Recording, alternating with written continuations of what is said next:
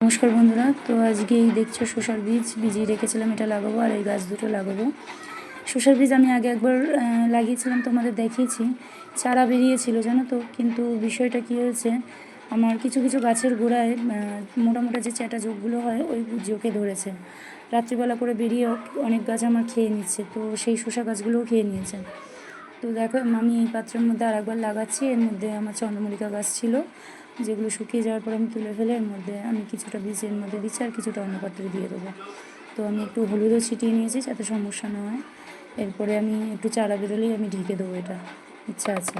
তো কী হয় দেখা যাক। আর এদিকে দেখো ডালিয়া ফুল গাছটাও খেয়ে নিয়েছে, দেখো পাতাগুলো খাওয়া। তো শেষের দিকে আমি ভাবলাম যদি ডাল থেকে কিছু চারা তৈরি করা যায়।